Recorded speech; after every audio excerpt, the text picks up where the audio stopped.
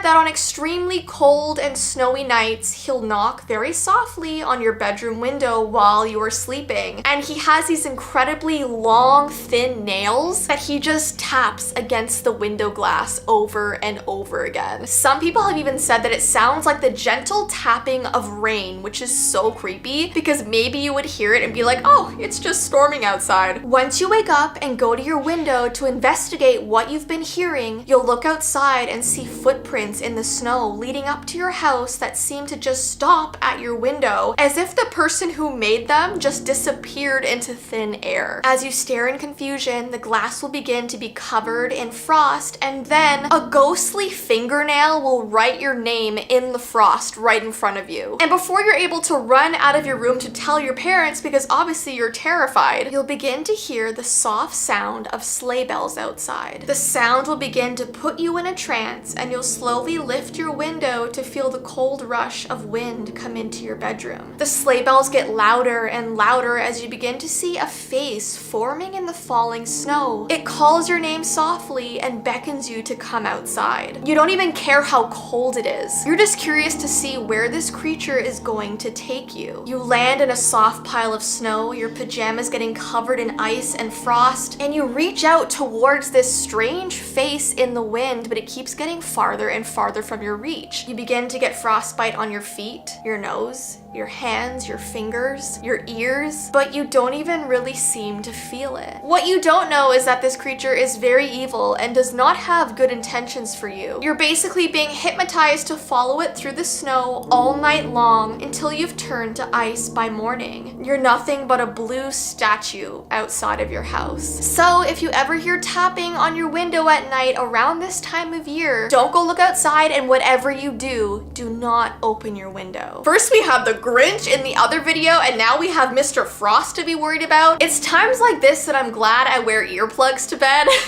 So maybe I wouldn't even hear the tapping or the sleigh bells. I have to wear earplugs because my dog and my husband snores. And it's hard to sleep, okay? So yeah, that story really freaked me out. And then I found this other snow sort of ice creature. This is actually a Japanese urban legend. This one's called Sarara Onna, or also known as the Icicle Woman. Sarara Onna are beautiful women that are created from the loneliness of single men during the winter time. When a man gazes longingly at a strong, beautiful icicle hanging from a roof and reflects upon his loneliness, this creature may appear shortly afterwards. On the surface, she appears to be an ordinary but very beautiful woman. But when the winter snow melts and icicles can no longer be seen hanging from roofs, they disappear along with the cold weather. So these men only have companionship for a very short amount of time while it's winter. Despite their icy origins, they can be quite warm and loving spirits. In fact, many stories of Sarara Onna involve one which has fallen in love and married a human. And like I said, these marriages and relationships unfortunately end in tragedy because when the spring comes, their brides leave them in confusion and heartbreak. And because these creatures look like ordinary women, it's kind of hard to decipher when you see one. One recognizable warning sign is an unwillingness to enter a bath. Occasionally, stories tell of a woman who refuses to take a bath no matter how much her husband pressures her. And instead of fighting, she eventually enters this warm water, and when her husband comes back into the room to see how she's doing, all that's left is shards of ice floating in the bath, which is also really sad. Like, he'll marry this woman and like months will go by and she doesn't shower, she doesn't bath, and he's like, hey, you should probably like go clean up. And then she does and she's gone. So there's this iconic story about this happening to a man, about him meeting one of these creatures and ending up heartbroken. A young single man gazed out his window on a cold, snowy night, and he sat there wistfully admiring the lovely winter scene. He wished in his heart that he could find a wife as beautiful as the icicles hanging from his roof. And suddenly he hears this knock at his door, and this woman's voice says, "Excuse me, I was traveling along this road, but the snowstorm became too fierce and I cannot journey any further. Might I lodge at your house for the night?" The young man, of course, accepts this. He makes sure that her stay is as comfortable as possible. He gives her food, water, takes care of her. And several months later, this woman is still staying in his house because yes, they have fallen in love. She forgot about this journey she was on entirely. They get married. They were just extremely happy together. One spring morning, the beautiful young bride went out shopping evening, and that night she did not return. This young man waited for her to return night after night. The snow melted, the blossoms began to bloom. Soon it was spring, then summer, and his wife was just gone. The man went on searches. He asked everyone if they had seen her, but no one had. So he slowly began to accept that she must have left him. And then he later remarried another woman from his village. The following winter, during a snowstorm, the young man found himself looking out the window at the long icicles hanging from his roof. Suddenly, there was a knock on his door, and the beautiful woman from the previous year, from the previous winter, was standing there, his ex-wife, and he was shocked to see that she had come back. He told her, "I search for you every day. What is the meaning of this? How could you just vanish like that without a word?" And the woman replied, "People have different circumstances, you know, but we promised to love each other forever. You said that our bond was as long and as solid as the beautiful icicles hanging from your roof, and yet you have remarried." So now she's mad. She's back and she's mad because he doesn't realize that she's a creature that only appears in the winter. So they got married in the winter, they were happy. The spring came, she had to melt, she had to disappear. And then when she came back the next winter, like ready to like rekindle their love and continue, he had moved on. So he basically told her she had to leave because he had a new wife, he was happy again, he was no longer with this woman. So she left with this very sad look on her face. This man was watching her leave, and suddenly his new wife spoke from behind him and said, "Who was at the door? Who are you talking to? Is everything okay?" And he replied with, "It's nothing, stay inside." Suddenly there was this loud crash and shriek near the front of the house. The new wife ran to the door to see if her husband was okay, and there, lying in the front yard, was her husband. He was dead, pierced through the brain by an enormous icicle which had fallen from the roof. So this was his first wife, this winter creature getting revenge on her husband for moving on. So it's definitely a very disturbing and kind of sad story, but clearly this is another winter creature that you do not want to mess with.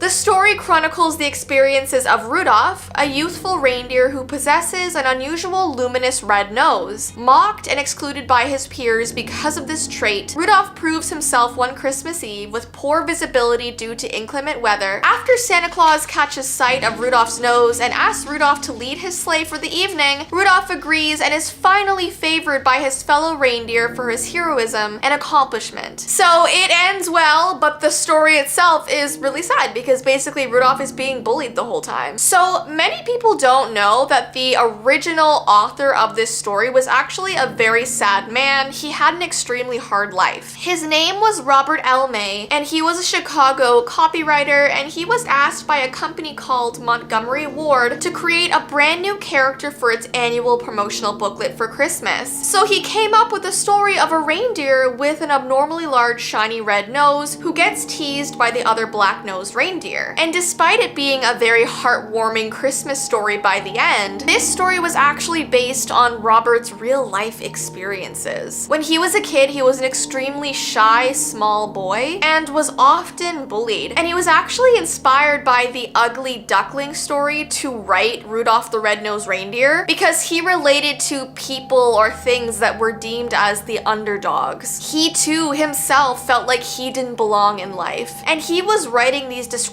of this weeping, lonesome reindeer while his own wife was dying. He described walking to work on a windy, ice-cold January one day and feeling relieved that holiday street decorations had been taken down. Because his wife was suffering from this long-term illness, he just didn't feel very festive. And I think that's the most shocking thing about this. The fact that this man was hating Christmas at the time because his wife was suffering. And yet, throughout all his pain, he had to write this fun Christmas story for kids. It's kind of like ironic and so weird to think about once you know what he was going through, and yet his boss was like, make kids happy on Christmas, and he just didn't feel that way himself. He said he first wanted to name the character Rollo, but after more thought, he figured it sounded too happy for a reindeer with an unhappy problem, and then he almost named the character Reginald, but that name seemed too sophisticated and fancy. So then he came up with Rudolph, which he said just sort of rolls off your tongue. It's easy to say, and it sounds like he embodies this sad character. As for the idea of the glowing nose, one evening he was looking out his office window in the middle of winter. There was a storm, and he was seeing the fog from the lake, and he was trying to think about how Santa does such amazing work on such difficult nights. Like, how does he see where he's going? It's so dark outside, the snow's in the way. So he figured that Santa needed someone like Rudolph to light his way, and that's how he came up with this red nose. And when he was about halfway done writing this story, his wife passed away. His boss wanted to pass the assignment on to someone else because obviously Robert was going through a tremendous amount of grief and pain. But Robert refused. He said that he needed Rudolph that time more than ever to help him work through that. So he kind of ended up using the Rudolph story as a coping mechanism. Anyways though, we all know this story because it's one of the most famous Christmas stories or songs ever. So he did accomplish what he set out to do. And this story just has an amazing moral. But like I said, once you know sort of the dark aspect of the writer's life, it changes everything. So now that we've talked about the sad stuff, I want to move on to the creepy stuff, which I know is a very odd transition. Maybe I should have done creepy first and then sad, I don't know. But this story is called Red Light in the Dark. So this story takes place in December of 2005. A mother and daughter were living in a small house surrounded by snowy fields and forests, and one night on December 5th, the little girl called her mother over to the window and pointed to this bright red light that was shining in the forest. "It's Rudolph, Mom!" she exclaimed with excitement. Now, her mother wasn't too sure if this was true, but she let her daughter believe that Rudolph was actually just standing there because she seemed so happy about it. The next few nights, the light was still there. Occasionally, it would move side to side in the forest, but it mostly just stayed in the same area. Hidden in the trees, just this one small red light that glowed in the darkness, that shone through the snow that was falling. It was as if Rudolph was just standing amongst the trees, staring at their house. "Rudolph must be protecting us," her daughter said. She was always just so excited when the sun went down because she would run to the windows and wave at Rudolph once she saw that red light. Well, on Christmas Eve, they had all of their family over and decided to go on a little hike in the forest, and they were approaching the area where they knew they saw this red light every single night. And the mother was horrified to see that lying in the snow was a video camera. And that's how this story ends. So if you know anything about the old video cameras, I mean the new ones might have it too, they have a red light that shines whenever the camera is recording. So someone had been watching their house amongst the trees and it looked like Rudolph's red nose. That is awful.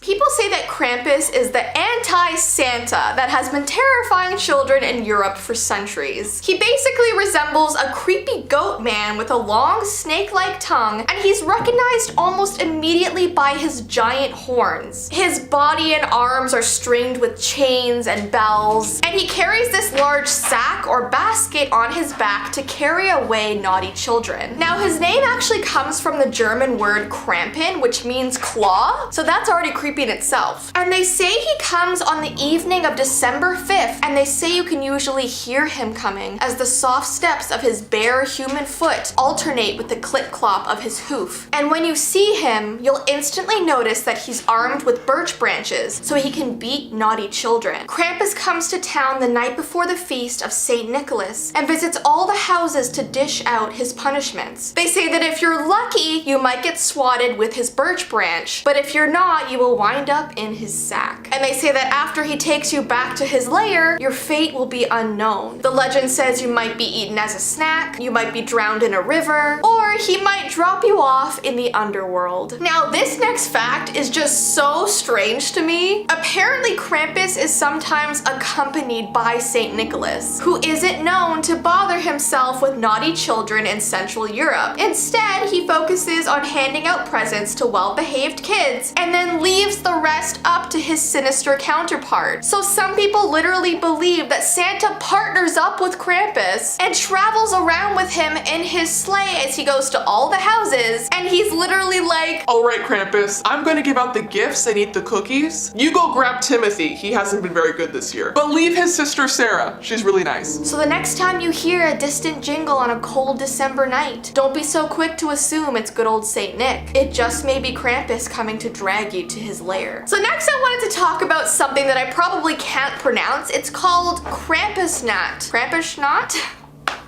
So on this night, people would dress up as Santa Claus and pair up with monstrously outfitted Krampuses and make the rounds to homes and businesses, offering gifts and playful threats. So a Santa will partner up with Krampus, they'll dress up as them, Santa giving presents and Krampus obviously dishing out the punishments. Some people exchange greeting cards that depict the horned beast alongside festive and funny messages. And sometimes large groups of people dress up as Krampus and run amok throughout the streets, chasing friends and passerbys with birch sticks. Now, tourists who have traveled to this area to experience this night say that there's nowhere that you can run that you'll be safe. Like, they'll literally go into coffee shops trying to get away from these Krampuses, and the Krampuses will follow them inside and hit them with their birch stick things. Now, people say the swats are not gentle, but they're usually confined to just your legs, so like from your belly button down, but apparently it still hurts. You'll still leave with welts on your body. The tradition has become an important one in many countries and has come to include expensive handmade masks, elaborate costumes, and even parades. Krampus masks, for example, are typically carved from wood, and they are the products of significant labor. Like, artists will work for months, even years, on these costumes, and a lot of them actually go on display in museums because they are so elaborate and just amazing to look at, and also very scary to look at. Okay, so lastly, I had this really creepy story about this girl who claims to have seen Krampus in her house, and the story is called He Ate My Stocking. So this girl swears that she saw Krampus back when she was 8 years old. Back in 2005, she was staying in Germany for the holidays with her family. She was in a countryside house with 8 of her cousins. Some of them were younger, some of them were older, and she remembers being woken up in the early hours of the morning on Christmas because she heard the sound of jingling bells and walking around in the living room. So thinking it was Santa, she got super excited and ran down the stairs. But she stopped almost immediately when she saw what was actually there. Standing in the dimly lit room in front of the fireplace was the dark silhouette of a horned beast with human arms and animal legs, and he had his head tilted back and he was slowly swallowing her entire stocking. So she gasped, and suddenly he looked over at her, but she could barely see his face because it was so dark, but she could see his white smiling teeth. So she ran up the stairs as fast as she could, and she ran to her bedroom and locked the door, and she could hear his hooves stomping up the stairs after her, and she expected him to come right to her bedroom, but instead she heard him stop in front of the door of one of her cousins. So she realized he wasn't there for her. In the morning, as the family was eating breakfast, she noticed that one of her cousins weren't there. When she asked her mom what happened and where he was, she said that he woke up not feeling well with a strange rash on his back. So obviously, he probably got whipped with one of those Krampus branches,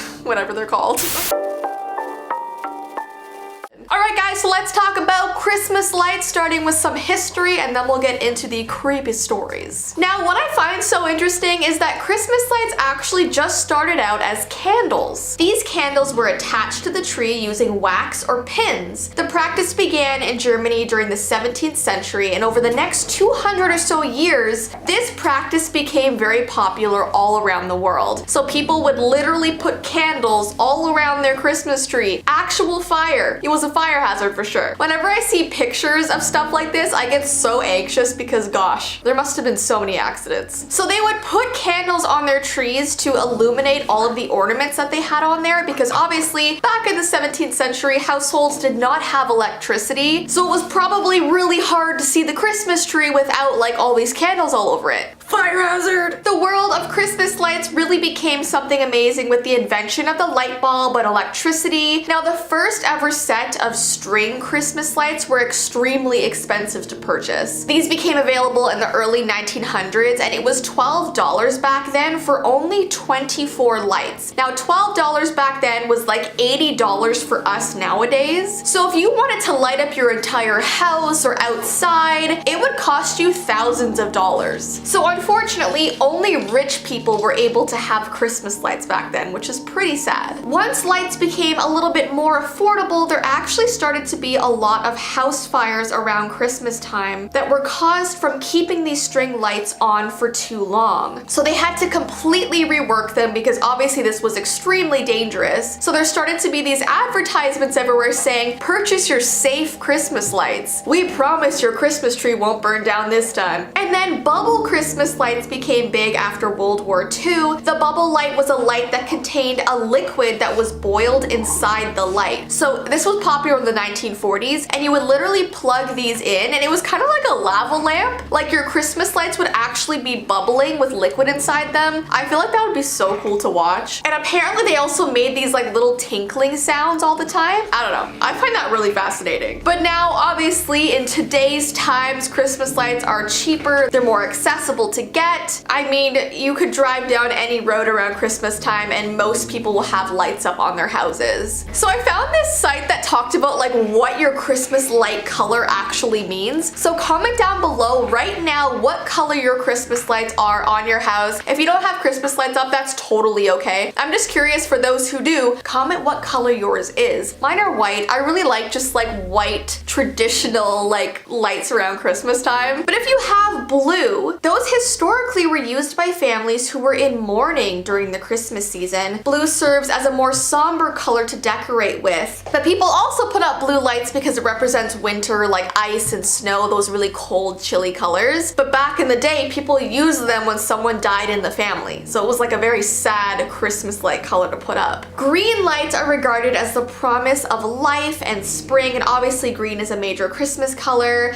If you have yellow lights, people put these up because sunshine is scarce in the winter and having yellow lights on homes were thought to bring warmth. White is thought of as traditional, welcoming, and peaceful, and people always want like a white Christmas, you know the song, so like that's why white is a really popular color around Christmas. I've heard people say that Christmas lights are basically the whole world keeping their night lights on. So let's get into the creepier side of Christmas lights. First, we have a story called Leave the Lights On. I found a story about a girl that says her grandfather refuses to take down his Christmas lights after Christmas. Like he'll literally leave them up all year round. And I do know that a lot of people around the world do this just so they don't have to take them down and put them up the next year. It's just kind of like a hassle, but usually those people will turn off the lights after Christmas, right? Well, this girl's grandfather literally kept the lights on all year round through spring, through summer. She said it would literally drive the neighbors crazy, but he did not care. He always kept them up and he always kept them on. And I'm about to tell you why. So one day this girl decided to ask her grandfather why he did this, so he sat her down to tell her the story. He said that ever since he was young, he was followed by a shadow. The shadow was in the shape of a tall man with a hat, and he would stand outside the family's house staring into their windows, and he would do this every single night. And his family noticed that the only time he wouldn't come around was around Christmas time. They had no idea why this was the case, but as soon as they would take down their Christmas lights after Christmas, that's when he would appear again. So his parents always kept the lights up, and when they died and he got older, he continued this tradition. So the girl was trying to comfort her grandfather and said, listen, that man is probably gone by now. I mean, her grandfather had moved multiple times since he was a kid. So that night, for the first time in 50 years, he decided to turn off his Christmas lights just to see what would happen, to see if this shadow was really gone. But around 2 a.m., he heard footsteps in the snow outside, and when he looked out, there, standing in the chilly air of his front lawn, was the man looking up at his window wearing his hat. So he ran downstairs as fast as possible to turn back on his Christmas lights, and just before he flipped the switch, the shadowed man outside waved at him and then disappeared. And that is how this story goes. I assume it's more of a creepypasta, obviously, but I feel really bad for this man, constantly being paranoid his entire life and always having to keep his Christmas lights on. Woo!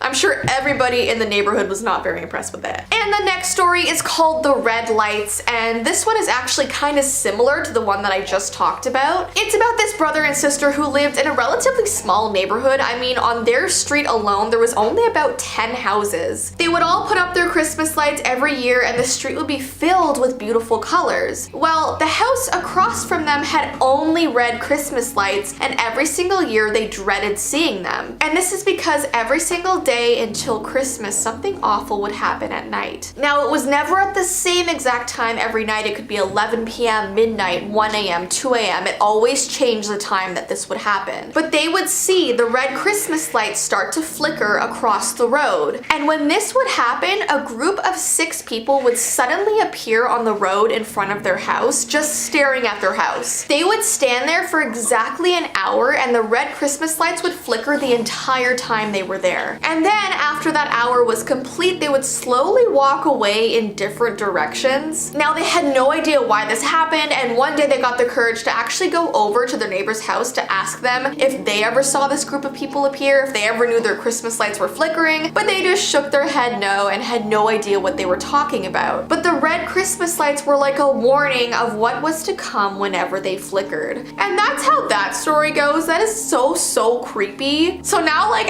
after doing research for this, whenever I see red Christmas lights, I'm gonna be so creeped out. But honestly, if you do have red Christmas lights on your house or you have like a house near you with them, don't worry. Honestly, red and green are the Christmas colors. I love them so much. So don't worry, it is only a story. A snow angel is a design made in fresh snow by lying on one's back and moving one's arms up and down and one's legs from side to side to form the shape of an angel wearing a gown. Making a snow angel is obviously a very common childhood activity. I remember I used to always do this as a kid after we had like a giant snowstorm, but the one thing I hated about it is that whenever I did it, snow would go down the back of my jacket onto like my exposed skin and it was freezing. Now, there's actually a Guinness World Record for the most snow angels ever made. This occurred on March 28th of 2007. People in North Dakota made 8,962 snow angels in a day in the same area. That is so many. And some birds, such as pheasants, leave on the snow a figure similar to a snow angel. And Weddell seals often leave outlines of themselves, and these are called seal shadows. So a lot of animals actually leave interesting imprints in the snow as well. Now, before we continue on to the creepy stories, can we just talk about faces in the snow? This is what it looks like when people literally stick their faces into the snow. And the amount of eerie pictures that I've seen of people doing this. Imagine like going out for a beautiful winter walk and you see this beside you. Now, I kind of want to try it, but it just looks so freezing. Like, you gotta be brave to do this. So if I decide to do it, you'll definitely see it over on my vlog channel. We'll see. We'll see. All right, so our first creepy story is actually said to be a true one, so get ready. This one is called Snow Angel Graveyard. There was a true story about a graveyard groundskeeper that encountered something incredibly creepy during a night shift one day. Now, the graveyard he worked at was very old. There were gravestones from the 1700s that barely had any writing on them anymore. And there was this one particular section of the graveyard that was only for kids. So it was a bunch of kids' gravestones that ranged from ages 1 to like 8 years old. So it was a particularly sad section of the graveyard, obviously. He said that whenever he was cleaning and maintaining that area, he felt this intense sorrow come over him. And he always felt like he was being watched by something unseen. Well, one evening after a huge snowstorm, he arrived at the graveyard to wipe the snow and ice off of all the stones. And when he arrived at the section where all the children were buried, he stopped in his tracks to see these little snow angels all over the place. There were about 20 of them, the sizes of a little kid, maybe like 3 or 4 feet tall. And his first thought was that maybe the neighborhood kids had snuck into the graveyard to mess around and to play around. But that's when he noticed that there was no footprints anywhere in the snow, only snow angels. Which is super creepy because obviously when you make a snow angel, you have to walk up to the place, then do the snow angel, and then walk away. So there's always footprints, but not in this area, so That's pretty creepy. I actually could believe this story to be true. That would be so scary. Next, we have a creepypasta called the Snow Shadow. So usually whenever you see a snow angel, it brings you happiness because they're pretty to look at and they're also fun to make. But what if I told you that humans weren't the only ones who made them? Now, like we spoke about, we know that some animals make them in their own way. But what if there was a much darker creature out there that lurked around on snowy days, leaving behind hints of where it's been? There's a legend about a creature called the Snow Shadow, and it only ever comes out to eat after a snowstorm. The thing is, no one has ever visibly seen it. They've only ever seen its imprint in the snow. You'll know it's close when you discover a snow angel with abnormally long arms and legs, limbs that humans would never have. It's apparently over 8 feet tall, with large hands as its feet. So if you go outside and you see like handprints in the snow and then this 8-foot snow angel, you need to get away. Legend states that anyone who has found an abnormally tall snow angel near their house has never been seen again. No traces of these people are left behind. So if you ever see a snow angel that you're unsure could be human, it's best to get away as fast as possible. That is so eerie, especially if you live in like a really busy neighborhood. I used to see snow angels all the time, all over the place. All right, next I wanted to talk about the Snow Woman, and her name is actually Yuki Onna. I hope I'm saying her name right. The legend of Yuki Onna first appeared in the 1300s in Japan, and she is said to be the most stunning and beautiful girl one has ever seen. The legend says she has pale skin and dark hair that she moves around by gliding in the snow. She appears mostly during blizzards and finds lost travelers who quickly become her victim. So apparently if she finds someone wandering around lost in the snow, she uses her breath to freeze them completely until they die. Some stories claim that she uses a baby to lure her victim by asking for help in the storm, and when the human touches the baby, they get completely frozen. It says that apparently her evil eyes are the only thing that will give away her malicious intent, because she's such a beautiful woman that people are usually fooled by her. But they say that if you look directly into her eyes, you'll be able to tell she's evil and to get away as fast as you can. There's actually so many snow monsters and snow evil creatures out there that I want to do a whole video on those. I have talked about a few of them in the past, but there are so many.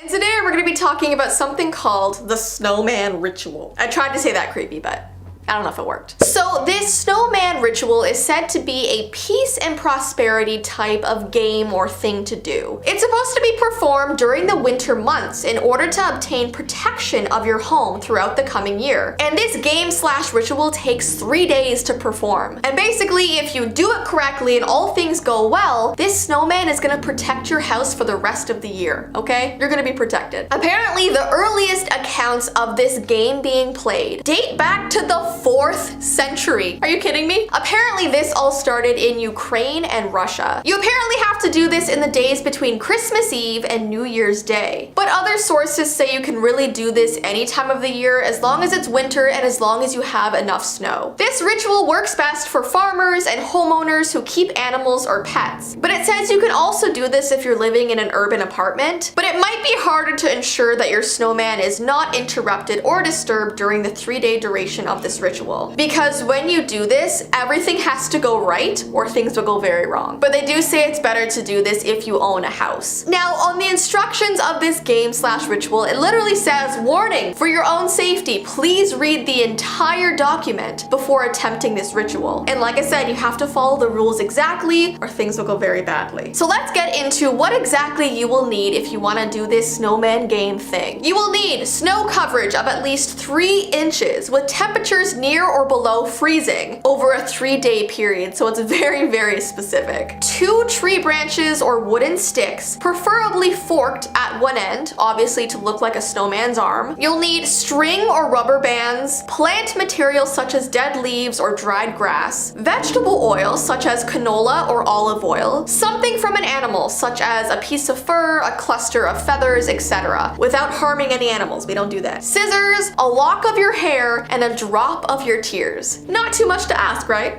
Right? Alright, so let's get into the instructions for day 1. Because like I said, this is gonna go over 3 days, so make sure you're ready. At the edge of your property, build a snowman. It must be at least as tall as you are. So it says to be sure to set aside a lot of time and energy to build this snowman because it's gonna be pretty big. It says you can ask your family or friends to help you so you don't have to do this all by yourself. It says ensure that the front of your snowman is facing away from your house. Use the tree branches on either side to form the snowman's arms, but do not give it a face just yet because all the face stuff comes later. At sundown, take the plant material and the vegetable oil and the string or rubber bands and walk out to the snowman that you built. And place all of your plant material into its left hand and put a rubber band around it so it stays there. Then dip your finger into the vegetable oil and press your finger into the left side of its face, and that's creating the left eye. As you do this, it says recite the following. Snowman, snowman, see my land, hollowed soil on which we stand. Snowman, snowman, bless my home, guide me back if I e'er roam. It says after you do this, return to your house and close all the curtains, lock all the doors, and it says make sure you go to bed before midnight. It says if you wake up in the middle of the night and hear any noises like shuffling or walking around or something outside your house, it says don't open your curtains, don't peek, stay in your bed and try to go back to sleep. The snowman is moving about your yard. It says the snowman is moving around your yard, judging if your land and home is worthy. Alright, let's move on to day 2. If you wake in the morning and the snowman has returned to its original position, congratulations. That means your land and your home will be safe for the rest of the year. And if you wake up in the morning and your snowman is nowhere to be seen, it says leave your house and move somewhere far away. So obviously you want your snowman to still be in its original position. So on day 2 at sundown, take the animal material and the string or rubber bands out to the snowman. And then facing the snowman, put the animal fur or feathers or whatever it is into its right hand and secure it with the rubber band. Then press your finger into the right side of its face, and that is its right eye. As you do this, recite the following. Snowman, snowman, see my herd, pet and cattle, fish and bird, snowman, snowman, bless my flock, grow them grass from thorn and rock. Afterwards, just like the previous night, return to your house, close all the curtains, lock all your doors, and go to bed before midnight. If you wake up in the middle of the night and hear movement or shuffling inside your house this time, don't peek, don't leave your bedroom, and try to go back to sleep. It says the snowman is moving around your house, judging if the animals in your care are worthy. So the snowman is like looking at your pets like, do I want to protect you this year? I don't know. Alright, let's move on to day 3. This is the last day of this game. Once again, it says if you wake up in the morning and the snowman is outside in its original position, that means your pets will be protected for the rest of the year. Congratulations. But it says if you wake up in the morning and there's an inexplainable puddle of water near something your pet owns, like your dog's bed or your bird's cage, etc., it says you probably should look into pet insurance for the rest of the year. Oh my goodness. So on the 3rd day at sundown, take the scissors and the vial of tears out to the snowman. It says dip your finger into your tears and create a mouth of the snowman. Then with the scissors, cut a small piece of your hair and stuff it into the snowman's mouth. As you do this, recite the following. Snowman, snowman, see my breath, drawing ever unto death. Snowman, snowman, bless my heart, judge me whole and hence depart. Once again, afterwards, return to your home, close all your curtains, lock your door, and go to bed before midnight. This is the creepiest part. It says if you wake in the night and feel a cold, dark presence in your room, do not open your eyes. The snowman is standing over you, judging if your soul is worthy.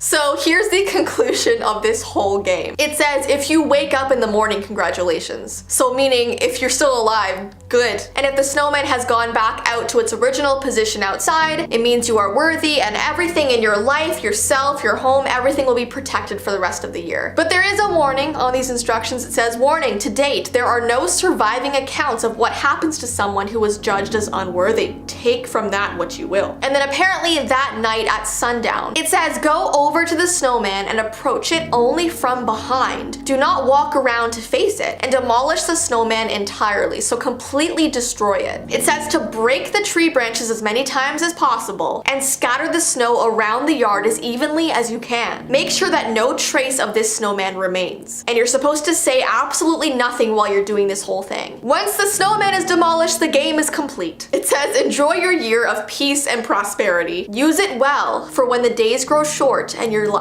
luck runs thin. You may find yourself looking anxiously for the next deep snowfall. Oh! That's so creepy. Now, obviously, this is all just a creepypasta game. It's not real. I would never want to encourage anybody to do rituals and stuff like this. The only reason why I'm telling you this one specifically is because it's about a snowman and it's kind of silly. Like a snowman walking around your house, a snowman walking around your yard. I just want to make it known that I never encourage doing actual rituals and stuff like that. Only reading stuff for fun that you know is fake and is just a scary story. Today we're going to be talking about some very creepy Christmas superstitions that people have around the world. But the main part of our video is going to be about someone called the Chimney Man. And no, we're not talking about Santa Claus. This is definitely the most eerie, scary superstition of them all. And the first time I ever heard about the Chimney Man was actually from my grade 4 teacher. This was something that she had heard all through her childhood about this Chimney Man. She said that 5 days leading up to Christmas, her grandma would tell her to keep a fire going all day and all night to scare away the Chimney Man. She said if she didn't do that, he would come down the chimney at night and would steal all of the important things in the house and would gobble up their dog as a snack. Why does this superstition remind me of both Krampus and the Grinch at the same time? She told us that this one particular Christmas she forgot to light her fire and she found dirty footprints all throughout her house, as if this Chimney Man had come down her chimney and his feet got covered in all the ashes and the charcoal. But I'm hoping she just told us that part to scare us. And since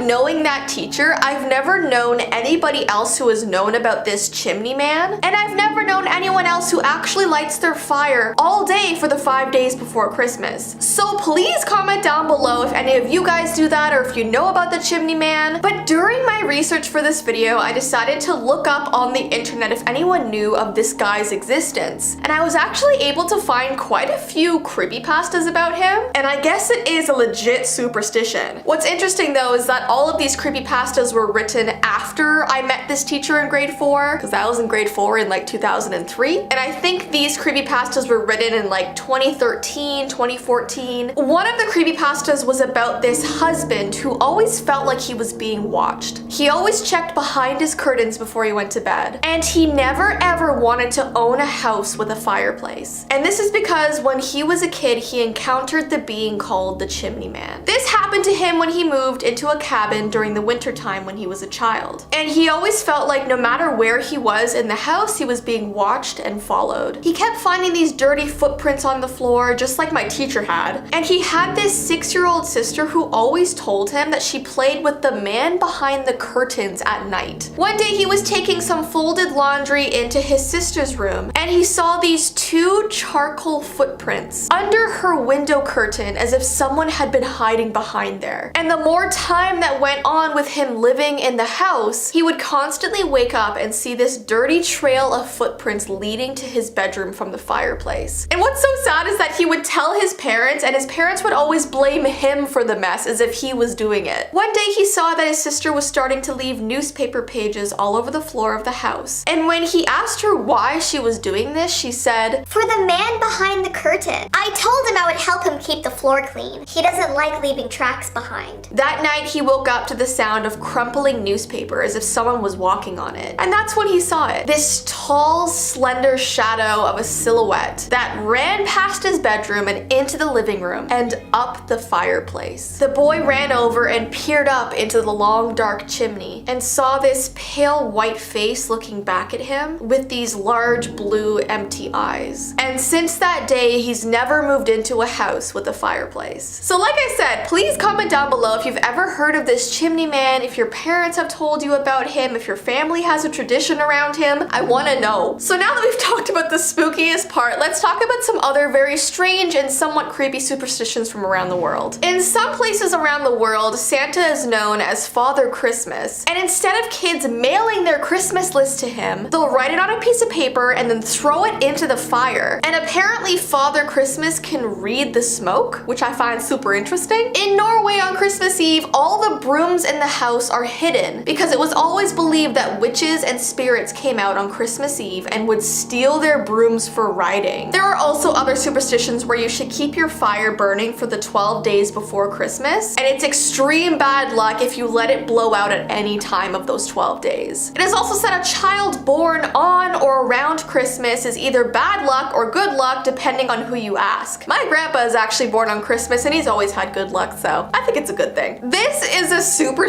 strange one that I found out. In Germany and Poland, if you have a child during those 12 days of Christmas, apparently it's destined to turn into a werewolf. And there's actually a very similar Greek superstition where if you have a child near Christmas, it's said that it will turn into a half-human monster known as a Kalakanzari. I'm sorry if I'm not saying that right, but those two superstitions are really creepy. Imagine like worrying about your child suddenly turning into a monster. There's another superstition saying that the first person who opens the door during Christmas morning should shout, "Welcome, Father Christmas." And apparently this helps all of the bad spirits who are stuck in your house escape. So if you don't say that, apparently you're spending Christmas with all the bad spirits in your house. I don't know why that helps. Like, does Santa scare them away? I don't know. Holly is often brought during Christmas to protect family members from witches. There's like a lot of superstitions that have to do with witches. Like, are people that afraid of like witches on Christmas? This is the first time I'm hearing of this. It is also thought that all animals can speak on Christmas Eve, but it also says that if you go and try to test this superstition, it will bring you extreme bad luck. So like if you went up to your dog on Christmas Eve and you were like, I know you can talk. Try and talk to me right now. I know you can do it. I know you can. then you'll have bad luck for the rest of your life. So it sucks because apparently they can talk, but you're not allowed to try it out. You know what I mean?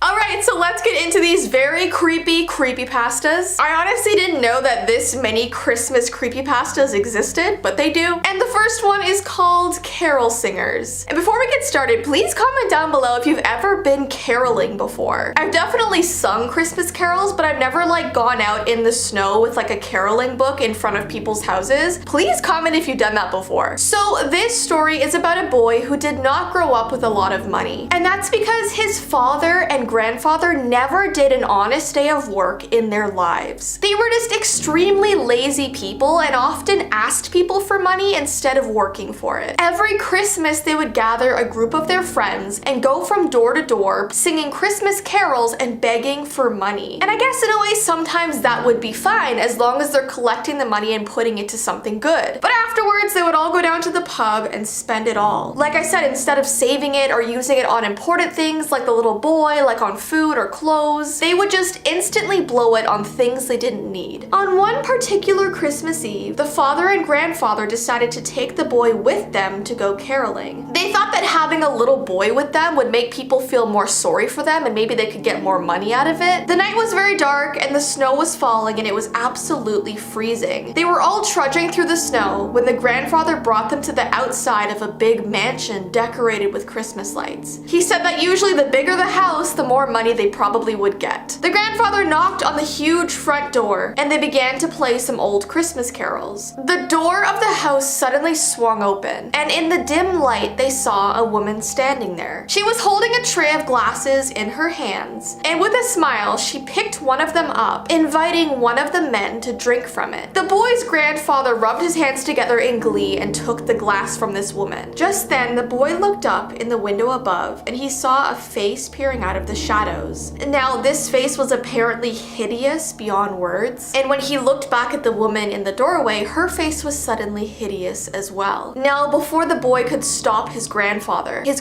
put the glass to his lips and knocked down the liquid with only one gulp. "Oh dear," said the woman in a childish voice. "You've drank blood, sir." With that, the door slammed shut and the boy's grandfather stumbled backwards and fell into the snow. The glass shattered on the ground and the boy boy didn't remember much after that. All he recalls is waking up in the light of dawn and finding himself lying in the snow. The woman had disappeared, and the house was boarded up and abandoned. All that was left was this dark red stain in the snow where the glass had been. And his grandfather was purple and frozen in the snow. They called the police and they picked up the grandfather's body and brought it back to the mortuary. The boy's father was trying to tell the police what had happened, but obviously no one believed them. They said the house had been vacant for over 100 years. And that's how the story ends, so I guess it's sort of karma for this father and grandfather for going out and basically stealing people's money, pretending they were using it for something good when they weren't. And I just feel really bad for this poor boy. Okay, so let's move on to the elf on the shelf story. This is basically about what happens to your elf on the shelf at 3 a.m. There's a creepy story about a little girl who lived with her grandmother and they had an elf on the shelf. It usually sat somewhere in their living room during the day. Now, in case you watching did not know, because I didn't know most of this, Elf on the Shelf is a Christmas tradition where a special scout is sent to your home from the North Pole to encourage kids to behave themselves. The idea is that Santa's little helper watches the children by day, and each night it's supposed to return to the North Pole to report on whether the girl or boy has been good or bad. Well, one day this little girl went up to her grandmother and said, "The elf on the shelf hasn't been going to the North Pole at night. He comes into my bedroom and scares me." Now, obviously the grandmother was really confused when she heard this, and she tried to make the girl feel better by telling her she must have just been having nightmares. But the girl said, "No, he comes into my room at night and bites my arm." and she actually showed her grandmother her arm, and there were actual marks on it. It looked like a creature had bit her. And that was the strangest thing. You would imagine if the Elf on the Shelf doll was actually biting her, it would be these little tiny little marks on her arm, because obviously the Elf on the Shelf is a little doll. But the marks were almost as big as a human's bite. And the teeth shape was so weird, it almost looked like it could have been from a wolf or something. So that night, the grandmother decided to sleep in the girl's bed, and the girl slept in the grandma's bed. She basically wanted to see what really happened at night. She was woken up around 3 a.m. to the bedroom door slowly creaking open, and she saw the little shadow of the Elf on the Shelf peering into her room. But as it walked into her room, it slowly got larger and larger, and by the time it got to the end of the bed, it looked almost 7 feet tall, still dressed in the same way with the hat atop its head, except that as it smiled, she saw its giant pointed teeth glistening in the moonlight. And that's how the story ends. I know it's sort of said to be a true story instead of a creepypasta, but guys, this cannot be real. This is not real. If you have an Elf on the Shelf at your home, I can promise you it's not gonna do this. I don't want to get like emails from angry parents like, How dare you tell my son that his elf on the shelf is a monster? let it be known here today that Jessii Vee does not think that Elf on the Shelves are bad. I don't want to ruin Christmas for anybody. You guys know it's just fun, like telling these little scary stories just to spook ya, but most of them ain't true. Alright, and the last story is called Purple Fingernails. There was once a little girl who had a very large collection of dolls, and one particular Christmas she saw this doll sitting in a store window and she really wanted it. It had this long flowing blonde hair and a blue dress, but what she loved most about this doll is that it had these long bright purple fingernails. When Christmas morning came, she was delighted to find the doll with purple fingernails lying under her Christmas tree. She played with this doll all day long, and when it was time for bed, she put the doll on her nightstand. That night, the little girl was awakened by very strange noises. It was still dark outside, and she looked over to see her doll, and it was nowhere to be found. The girl, who was puzzled now, got out of bed and walked into the hallway. The door to her parents' room was ajar, and she pushed it open softly and looked in. Her parents appeared to be sleeping soundly, so she went back to bed. In the morning, when she woke up, she saw that the doll was sitting back beside her bed. So she assumed that the night before she must have just been having like a weird dream or a nightmare. But when she went back into her parents' room that morning, she did not find them alive. She thought they were sleeping, but oh no. And all over the walls of the room and all over the bed, there were these long scratch marks. And sticking out of a bunch of the scratch marks were purple fingernails. And that's how the story ends. So this girl obviously got a creepy, possessed, evil doll for Christmas. So if you see a doll with purple fingernails, stay away.